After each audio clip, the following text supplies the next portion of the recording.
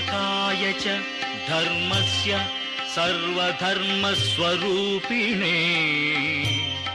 अवतार वरिष्ठाय रामकृष्णाय ते नमः। रामकृष्णाय ते नमः।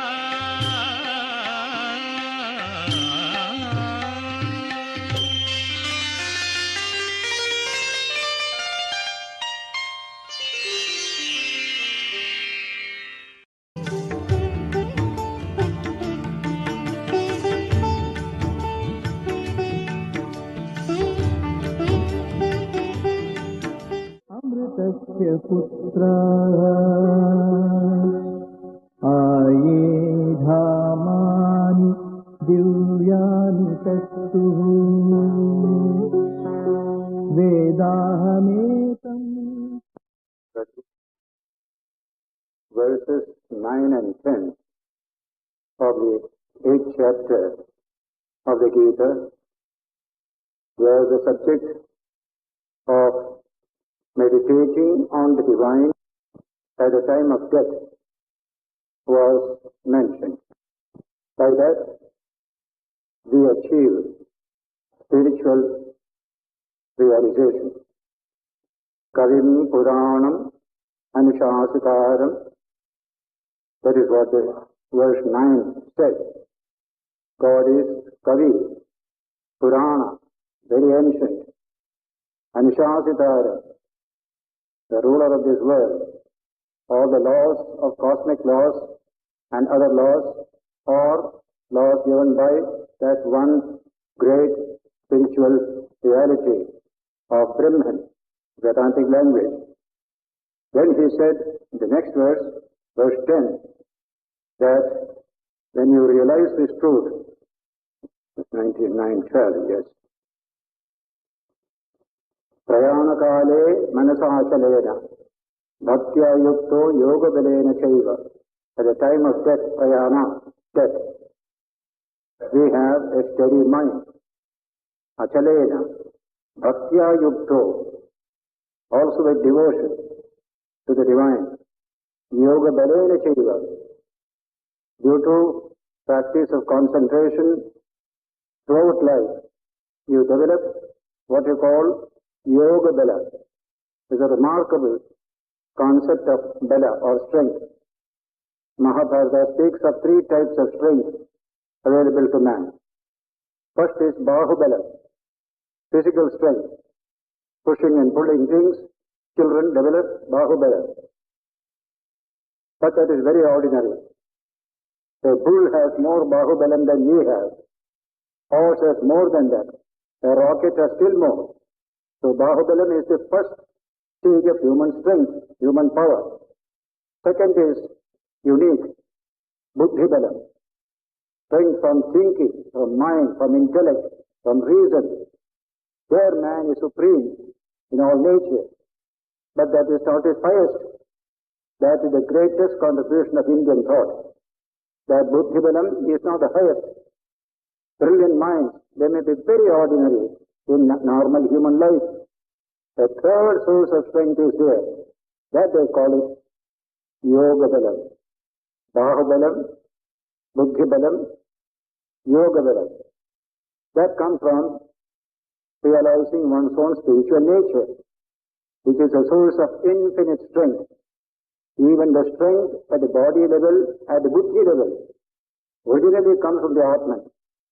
So when you realize the Atman, your strength becomes infinite. This is also called Atma Balam, Yoga Balam or Atma Balam. In our daily life, from our childhood, if we can develop all the 3 strengths together, we do need physical exercise, nourishing food, by which you develop Bahubalam, strong, steady human beings, what Vivekananda called muscles of iron and nerves of steel. We need young people like that in India. He said, we have weakened our body a good deal, neglected it. So we need today Bahubalam. Along with it comes Buddhibalam, go to school, get education, study, think for yourself, strengthen your intellect, your reason, your mind. Along with it, try to realize a bit of the spiritual nature which is within you. Manifest that strength also. Little from childhood onwards. That's what he meant here. Yoga balena chaiva. A total education will help a human being to develop all three dimensions of strength. And that last dimension, yoga balam, atma balam, is real strength. It alone can make you withstand the pressures of human life. And those pressures are plenty today, breaking our nervous system, our psychic system, high tension, high stress. All that can be conquered only by a bit of that yoga balam or atma balam. And high character can come only from atma balam, not through buddhi balam. Buddhi balam is extremely susceptible to corruption. But a little atma balam, you can overcome all these weaknesses, develop an incorruptible character. So children must develop all the three. The third in small doses, and that is enough. The lower the energy, the more quantity you need. The higher the energy, less the quantity you need. Spiritual energy you don't need in much quantity. It is a qualitative value. Therefore, a little spirituality, when we develop, we are able to stand four square towards the world. We can become truly free. Nobody can frighten us. Nobody can enslave us. That is spiritual freedom.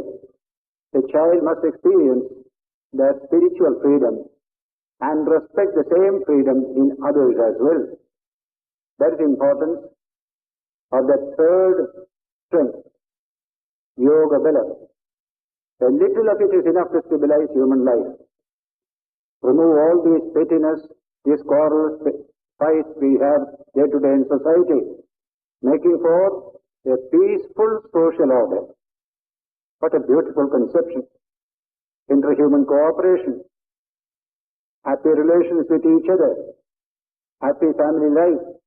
All these can come only with a little bit of that yoga balam, not by brain. The brainy people are the worst people today. All the evil and wickedness of society come from brainy people. All the corruptions come from brainy people. From that alone we can realize that we have to go deeper to get a new source of strength which can stabilize our external life. That's called yoga balam. In the body there are so many organs. Big organ is the liver. So much secretion of the liver you have. Plenty. But the pituitary, situated in the brain somewhere, just a little trace secretion. But that trace secretion makes for the balance of this physical system. The beautiful harmony in the system comes from a bit of that trace secretion. That's why quantity is not important. Quality. So muscle is quantity. Buddhi is quality. And Atman is supreme quality. That's why this word used here in Shankara's commentary, he says, when you practice this kind of yoga bala from childhood, at the time of death, it will stand you in very good stead. Yoga balena chaiva. The tremendous power of yoga will sustain you there, not getting aches and pains, the mind drawn to everything around, not at all. That strength is available to everyone. If you don't do it from beginning, from childhood, it's not so easy to get just towards the end. But don't wait there for the end. Begin with it, the beginning itself, the parallel development of bahubalam, buddhibalam, yogabalam. Yoga balena chaiva, dhruvar madhye pranamavesya samyak. all the prana in the body becomes concentrated between the eyebrows. That is the Ajna Chakra, the sixth center, psychic consciousness here. In that state, you pass away, you realize the highest way. Tatam param purushamupaiti divyam. He attains oneness with the Supreme Purusha, that imperishable reality called Brahman. That is the meaning of these two verses. And now we enter into verse 11. Yadaksharam vedavido vadanti vishanti yat yatayo vitaragaha yadichanto brahmacharyam charanti tatte padam sangrahena pravakshe. I shall now tell you that supreme state that is qualified by all these other statements here. What is that supreme state? Yadaksharam vedavido vadanti.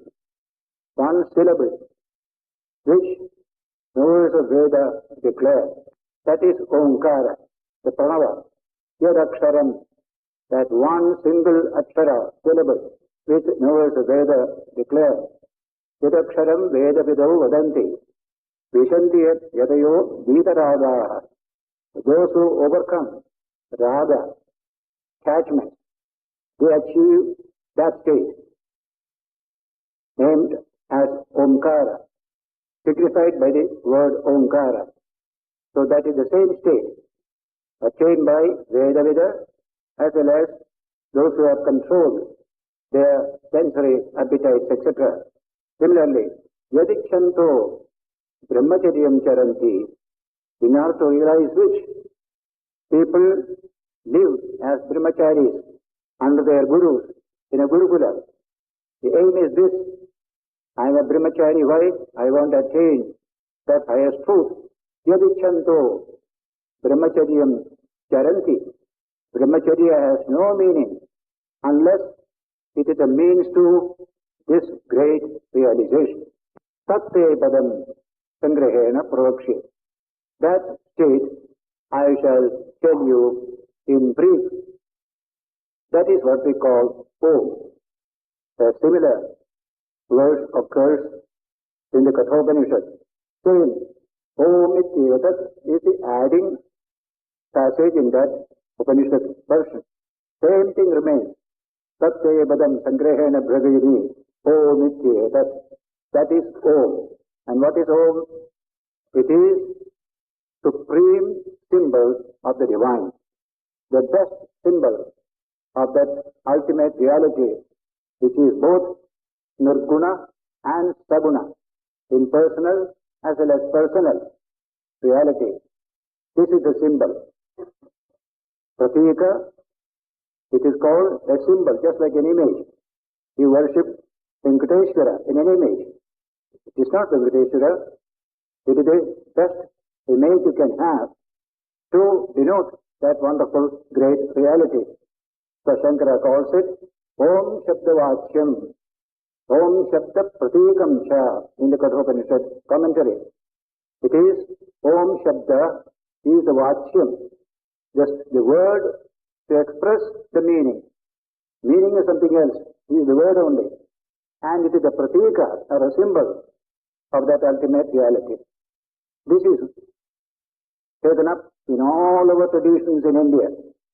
Every religion that developed in India has Om as the supreme name of the divine. The Guru Granth Sahib or Guru Nanak begins with this Omkara, the supreme Purusha who is Omkara.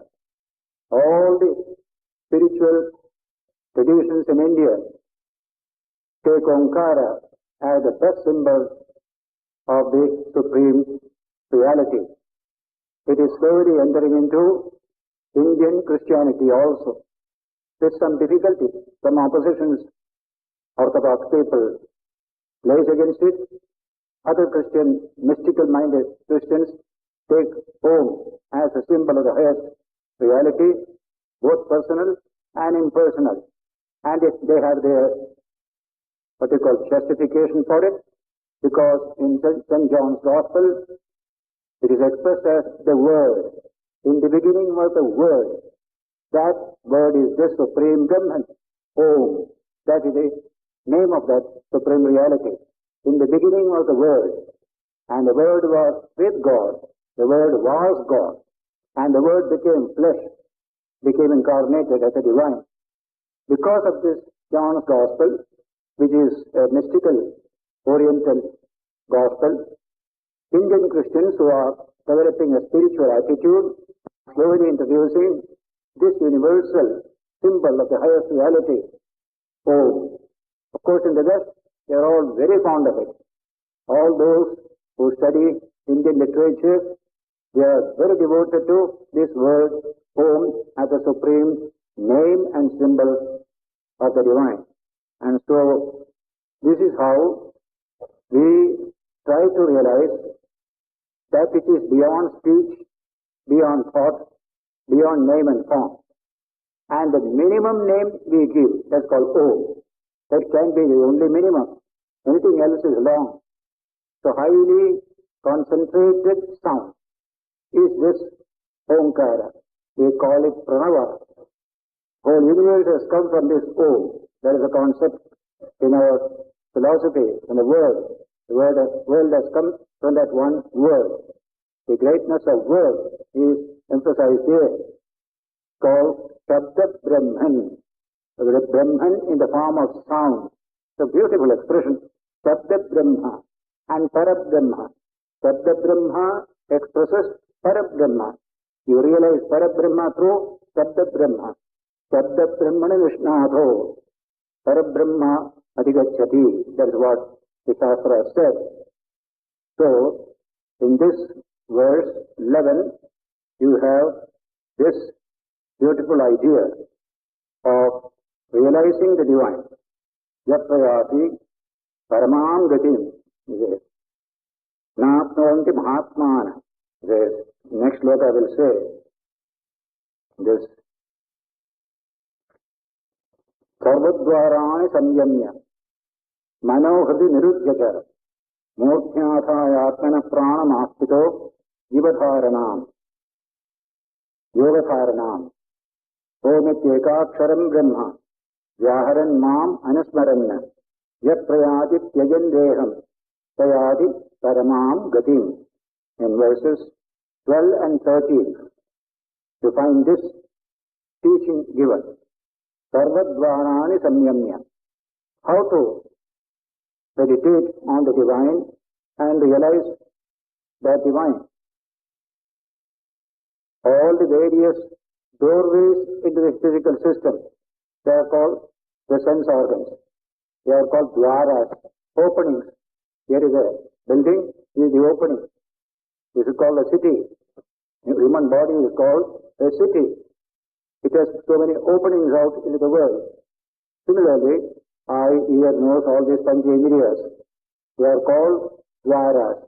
So, sarvadvarani samyamya. Discipline all the five dwaras. You have the power to do it. All character, morality, ethics, all come from man exercising this capacity to discipline these five sensory dwaras or openings.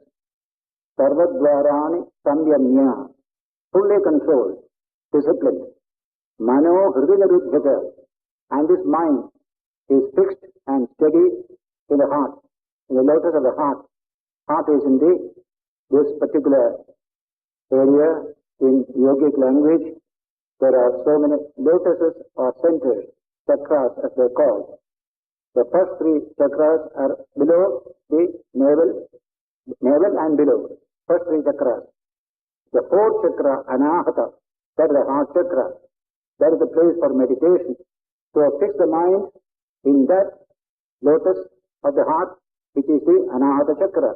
Then mano hridi nirudhyata, murthyāthāya atmana pranam.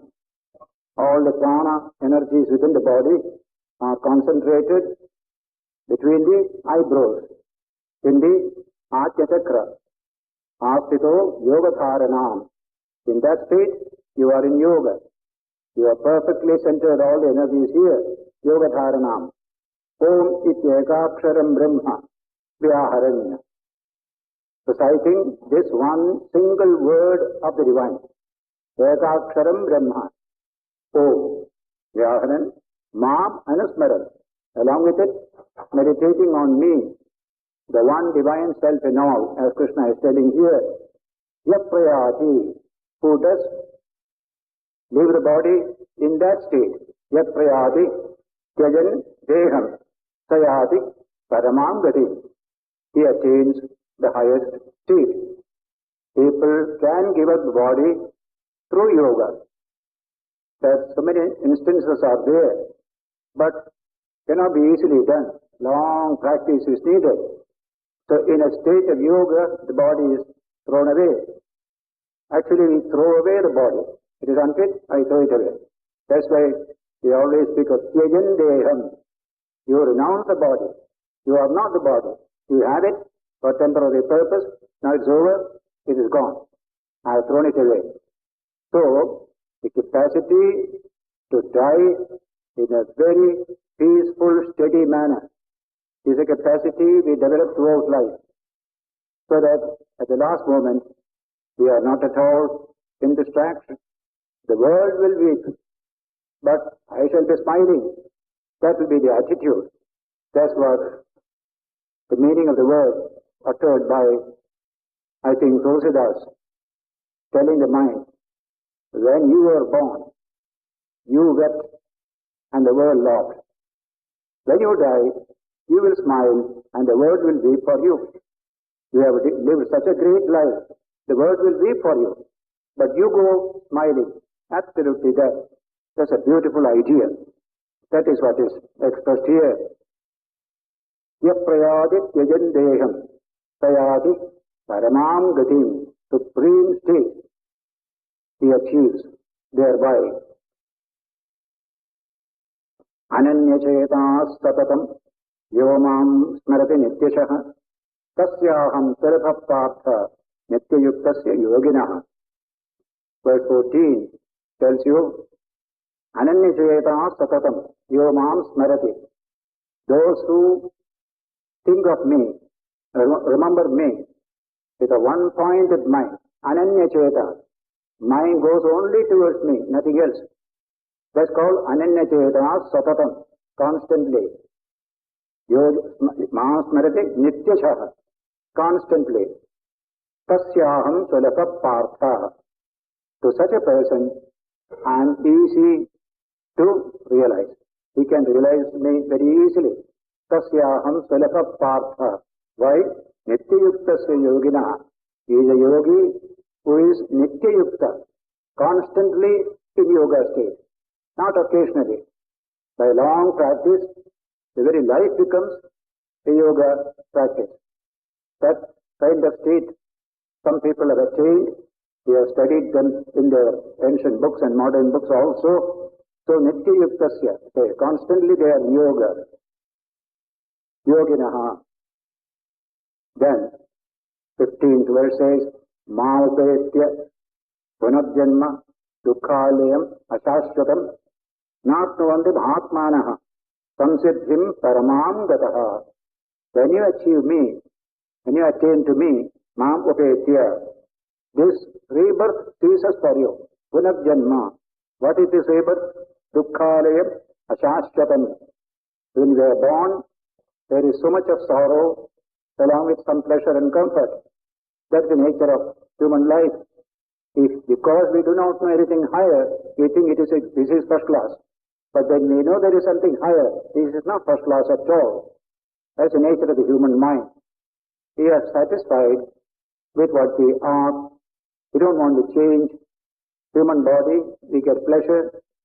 A pig body, also there is pleasure. Ask a pig, do you want to change your body? He will say, no, I am very fine here. Everybody is caught up in that particular attitude, not knowing the infinite freedom behind the body that we all have. In the Atman, it is our true nature. And so, Mam Upetya, Punarjanma, Dukkhalayam, Ashashvatam, this life in the world, Life in this body is ashashvatam. It is not constant, not eternal, it is temporary, not shashvata. We may die tomorrow, we may die 10 years later. It is there, that's all. Very uncertain. Nobody can plan about his death. Dukkhalayam ashashvatam. That's the nature of this world. The word dukkhalayam doesn't mean there is no joy. There is joy, there is pleasure. In fact, there has been a study on this subject. Is life more pleasure or more sorrow? That study has been there. And our Tilak, Bal Gangadhar Tilak, Lokmanya Tilak, in his Gita73, he discusses this subject. People say, if you think the world is full of sorrow, you are a pessimist. That word is applied to such people. But if you know it as a truth, there is no question of pessimism or optimism. It is just the truth about it. But the truth about life, Schopenhauer is declared as a pessimist. We have also got many pessimists in our society. Apart from pessimism or optimism, what is the truth about life? That investigation has been carried out. And then, one example he gives here. One Abdur Rahman was Moorish ruler of Spain during the Moorish rule in Spain at that time. Muslim Moorish Spain. From 8th or 9th century to 14th century, they ruled Spain and Portugal. And this man was a very powerful man. And then he made a confession one day. I have all the comforts and pleasures. The actual happy moment I have in my life has been just a few hours, nothing more than that. Everything else is tension, struggle, this, that going on. But a little happiness I had, net I can say. That is the case of Abdur Rahman. What will be the case of other people? Ordinary people. The world is too much for them. So they are always struggling against circumstances that are pressing them down. That's not pleasure. That's not happiness. And so, they say, if you calculate pleasure and pain in society, pain predominates, sorrow predominates, and not joy or pleasure. Joy and pleasure are there, but what predominates is sorrow. That a young man cannot understand. After 70 or 80, when you look back, you can all ask the question, what is the net result of my life?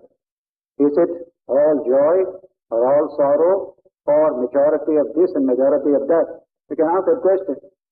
Thinkers have done it. So it is not pessimism or optimism, but the truth about life. That truth is what is mentioned there. When you have this body, you have so many pressures. The whole world is pressing in upon you. You are trying to resist it, to be yourself. So joy comes, sorrow comes, suffering comes, tensions come, all sorts of problems come.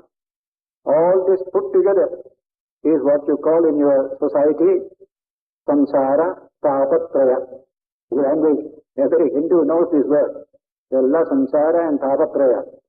Everybody utters it. But the truth is, yes, there is majority, more of suffering, less of pleasure and comfort and happiness, but it is worth living. That also comes in our teaching. It is worth living because now comes Vedanta. Through both pleasure and pain, we can achieve our spiritual evolution. And pain will help you better than pleasure in spiritual evolution. That is a wonderful teaching. In Swamiji's Karma Yoga, you find this subject discussed. That the Hindu sages place before man this great objective. That life's objective is not pleasure, is not pain, but knowledge. Knowledge, by squeezing pleasure and pain, you try to get knowledge. By discriminating, by thinking about it, by reflecting on it, then you get knowledge out of it. And very often, pain gives you more knowledge than pleasure. That is human experience also. In this way, we go beyond pain and pleasure. Whatever is majority, we don't mind whether it is more pain or more pleasure. But the human mind is yoked to a high purpose. It takes it beyond pain and pleasure, and then realizes the infinite Atman, the divine, which is beyond all these dualities of pain and pleasure, etc. You go beyond them, as Krishna will say. These are all relative to each other, pain, pleasure, etc. If you have one, you must have the other. Life cannot be all pleasure. There will be pain. Life cannot be all pain. There is also pleasure. They are dualities, they call it. Dvandva, the Gita language. If you pull one, you get the other also. You can't expect only one with you. Heat and cold, for example, they always go together. If you have heat, you will have also cold. Both are there. And so, this Vedanta teaches man to take life as it is. It is a combination of pleasure and pain. Whether one is more or the other is more is a theoretical question. We are passing through life, and which involves both pleasure and pain. Don't get stuck up in either of them. That is Vedantic teaching. Squeeze both of them and find knowledge out of them. Experience alone can give you knowledge. Without a little experience of faith, you can't understand the world and sympathize with it. Unless you have starved a little, you can't understand that 300 million people are starving all the time. You can't have sympathy, you can't have understanding. So, utilize occasions of pain and pleasure to achieve knowledge and compassion, the spiritual expansion of the human personality. That's a Vedantic teaching. Swamiji expresses it beautifully in the very first chapter of Karma Yoga. You get in the first volume of the complete works. So, Mam upeti punarjanma dukkhalayam ashashvatam napnuvanti. Once you realize me, no more will you be in this world of pressure and pain, in this world of birth and death. Never again. Mahatmana. Such people are Mahatmas, whose self is more than what is contained in the body. It has expanded, one with all, become one with all. That's called Mahatma. So God himself is declared as Mahatma in one of the Upanishads. God's name is Mahatma, infinite self. What is God? This man also has achieved that infinite expansion of his self-awareness. Samsiddhim paramangataha. He has achieved perfection in this very life, supreme perfection. Paramam samsiddhim gataha. That is the language of the 15th verse.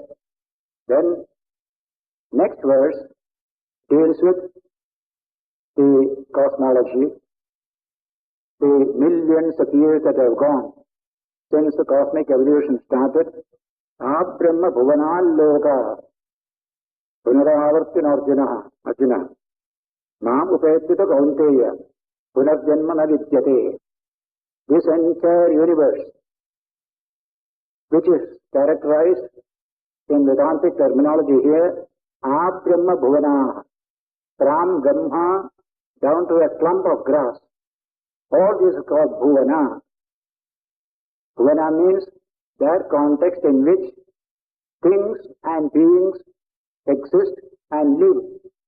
That's called bhuvana. The world, you can say. The particular world in which a thing lives.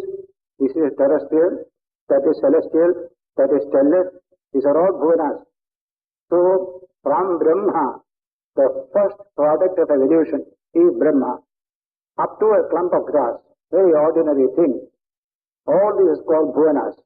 Brahma bhuvana loka. All these lokas, is a punaravartin Arjuna. They are all subject to rebirth.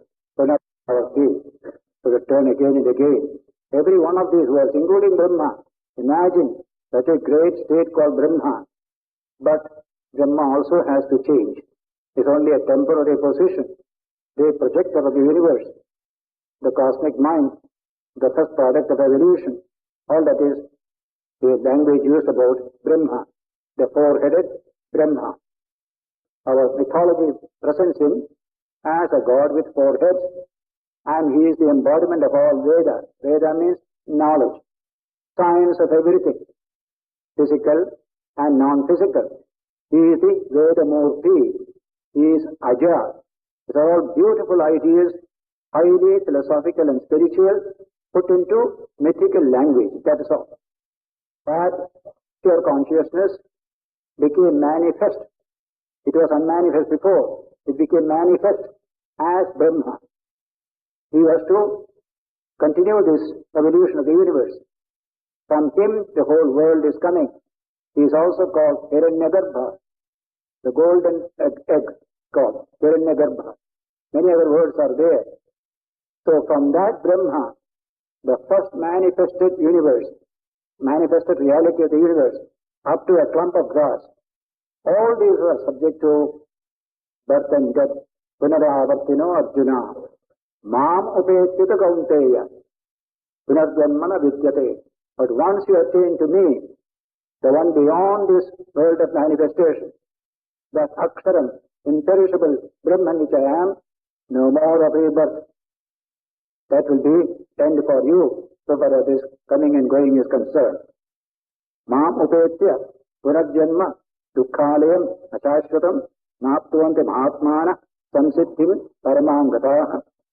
Abrahma bhuvanal loka punaravartin Arjuna.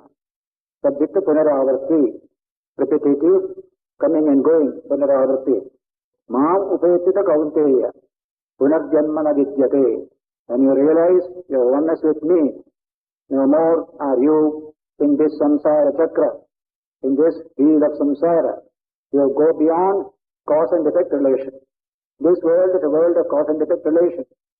Today we call it the world of relativity, determinism. That's the world. We are caught in that world. We want to go beyond it. There is a tendency in each one of us to go beyond it. Why? That is our true nature. That freedom is our true nature. That finds expression in this struggle to break through this kind of determinism. I must be free. I must be free.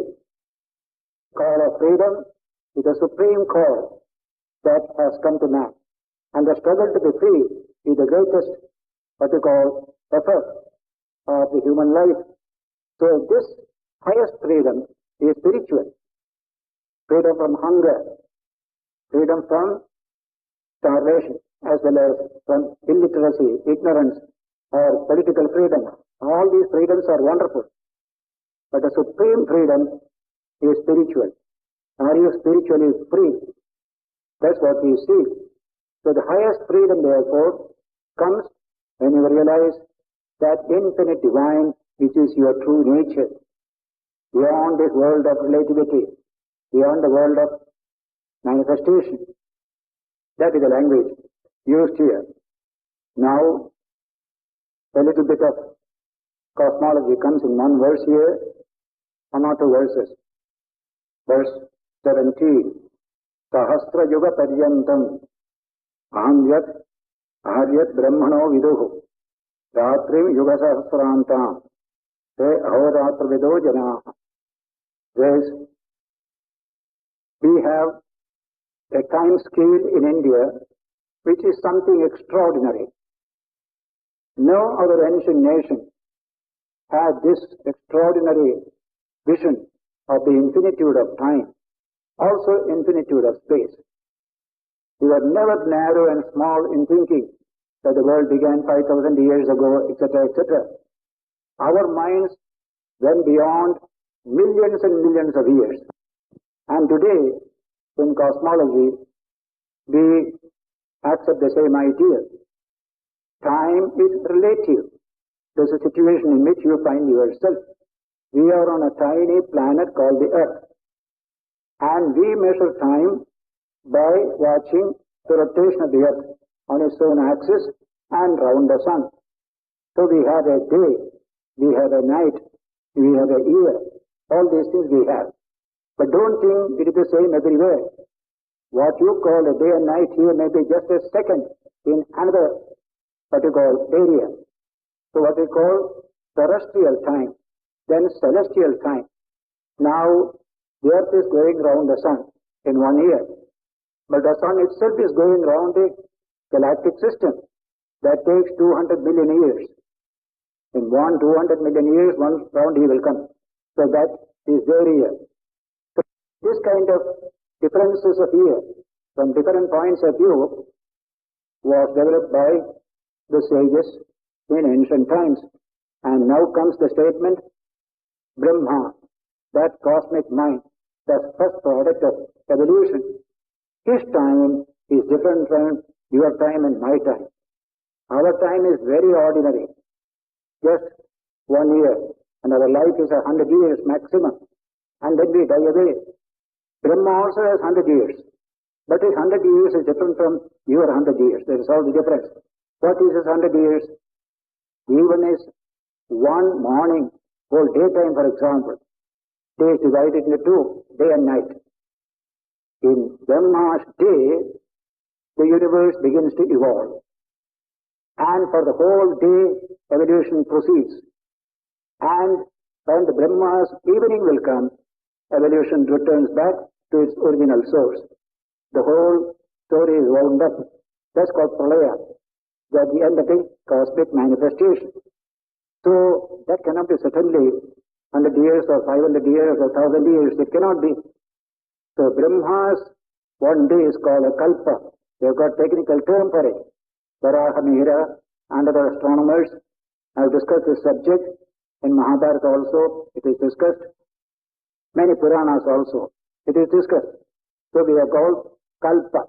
Brahma's one day is kalpa and one night is another kalpa.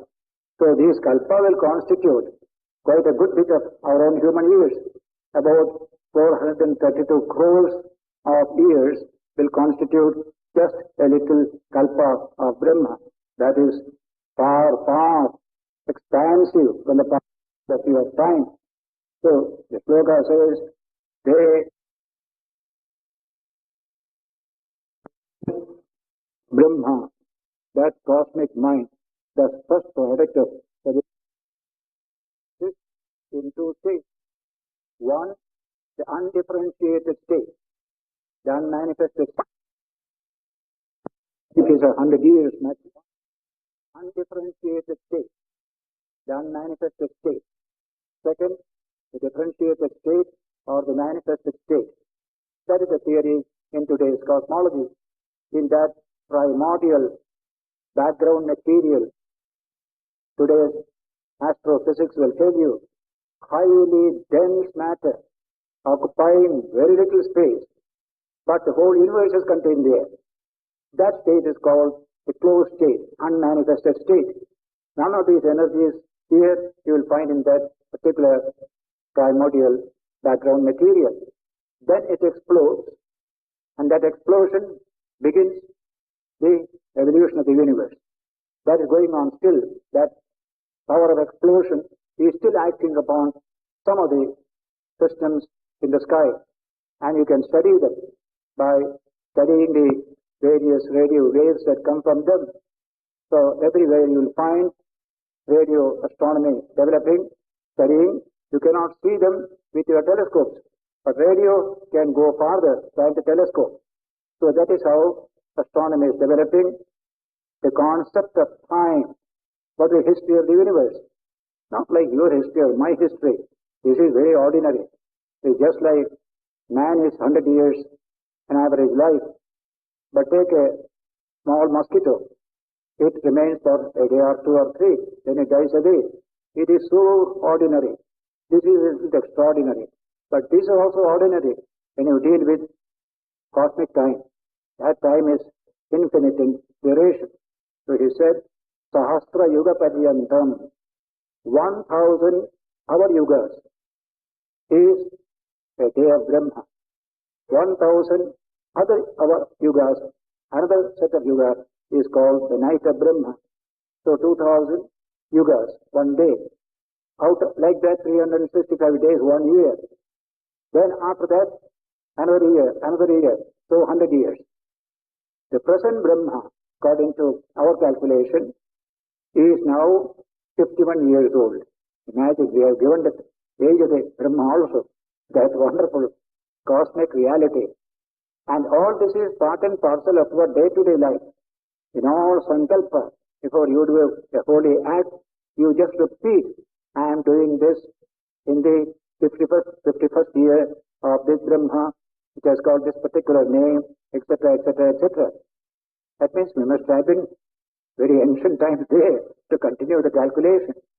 It's an amazing mind that could go beyond little limitations of space and time and see the vastness of both space and time. So, Sahasra Guna, Sahasra Yuga Paryantam, Ahar Yat Brahmano Viduhu. Ahar means day. Brahman's day is 1,000 yugas in human terms. Similarly, Ratrim Yuga Sahasrantam. A similar 1,000 yugas constitute the night of Brahma. Those who know this, they understand the meaning of night and day. They ahoratra vido jana. They alone know the meaning of night and day. We don't know ordinarily. Eating our day and our night only we know. But as I said, taking the galactic nebula in view, the galaxy is also rotating. Things within are rotating. Galaxy itself is rotating. That takes light years, many light years, rotating round the universe. Somewhere is a center. Everything is rotating round something else. Earth is rotating round the sun, along with the other planets. But the sun is rotating also within this galaxy. Then the galaxy is rotating. But what is the center of all this rotation? We do not know. That is where we consider this is the physical manifestation of the cosmos, behind which is the unmanifest reality, the Brahman, the Absolute. That's what is being referred to here. So these are all subject to birth and death, manifestation and absorption. Manifestation, absorption, going on again and again. How many Indras have been ruling? Because human year and Deva's year is quite different. Our 1 year is their 1 day. 360 years, 60 days, 65 days is just 1 day for them. And that goes on up to Brahma. Time ends at Brahma level. Beyond Brahma, you go beyond time. So we have both time and eternity. Eternity is the Akshara Brahman, the imperishable reality of Brahman. The whole of reality is enclosed in the idea of time and eternity. Time, the world of manifestation, where evolutions go on, activities go on, processes go on, all this go on there. Beyond which is the one, absolutely imperishable, changeless, eternal reality. So we have got both as reality. Time is one aspect, timelessness the other aspect. That is eternity. This is how we study reality. Kala is the word for time. Kala is an expression of the divine. Kala is highly praised. Time is highly praised in the Puranas. God's own expression is time. Timelessness and time. Both together constitute reality, the total reality. So, in one sloka, he has just referred to this concept of day and night. We have to understand from what point of view you refer to day and night. There is terrestrial, there is celestial, and there are still higher levels up to Brahma, the cosmic mind from which the whole universe has come. Thus, he says, Avyaktat Yaktaya Sarvaha Prabhavanti Maharagame Ratyagame Praliyante Tatraiva Avyakta Sapnyate. It's a very beautiful expression. Avyaktat, from the unmanifested. Vyakta means manifested. Avyakta, unmanifested. From the Avyakta has come all this Vyakta universe. Avyaktat Yaktaya Sarvaha. All manifested things have come from the unmanifested state. That's a wonderful idea in our Sankhya and Vedanta philosophy. Two aspects of reality. manifested, unmanifested. Take a piece of wood. You find fire in it, but you can't see the fire. You can't touch it. It is unmanifested. But fire is there. By rub it, you find fire coming out. The fire unmanifested is ordinary wood. Fire manifested is the fire which you and I handle. So the whole universe has these two dimensions. Avyakta, Vyakta. Avyagrata Prakriti, Vyagrata Prakriti. Or Prakriti, Vikriti. These are beautiful words. Prakriti is primordial nature. Vikriti is modified nature. Vikara is Vikriti. So these are all technical terms Vedanta developed to deal with cosmic phenomena. So, Avyaktat Vyaktaya Sarvaha Prabhavanti. All Vyaktis, manifestations, come out at a time from Avyakta. When? Aharagame, at the beginning of the day of Brahma, the manifestations begin little by little, slow evolutionary process. It takes millions and millions of years. For example, the sun appeared along with that explosion when these galaxies developed in the sky. And from the sun, after millions of years, a large quantity of matter was thrown out during the sun's movement.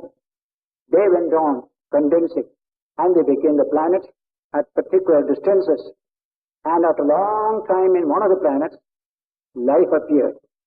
Then after millions of years, you and I come upon the scene. What a slow process it is. All this happened on the early morning of Brahma's day. It is Avyaktat Yaktaya Sarvaha Prabhavanti Aharagame. The time of beginning of morning, Ahar means day. These Vyakta Vastus appear from the Avyakta reality. Then what happened? Ratriyagame, when Brahma's evening comes, night is going to begin, the whole universe returns back to that Avyakta state in Brahma. The whole thing. Ratriyagame is a praliyante. They become dissolved. Pralaya means dissolution. Praliyante. Tatraiva Avyakta Sabnyage. In that same Avyakta, the whole Vyakta universe becomes dissolved as it were. So two aspects of creation. A pulsation taking us out, a pulsation taking us in. They call it now in a technical expression, first came through an explosion. All Vyaktittva came through explosion. That primordial background material exploded and the universe came out of it. Now it is going back, and that state will be an implosion. Another word is used today. By implosion, all these energies will become rarefied, condensed, ultimately becomes that background material. From it came, unto it will go back. There are so many stages in it, which modern astronomy also studies how a star which could create and sustain a planetary system in which one of the planets can bear human life. So far they have seen only the Earth in the solar system. Though they conjecture there may be many such stars which may have planetary systems sustaining life. And there is a big movement there to come in contact with those people who may be far away in one of the planets of one of the starry systems. Big study is going on that subject. But so far we know the Earth alone has this particular evolution called the human being, with the capacity to think, the capacity to understand the world in which you are living. No animal can understand the world. Only man can understand the world. He can study time. He can study timelessness. Everything he can do. So, in this way, we have these two terms. First is an explosion. Second is an implosion.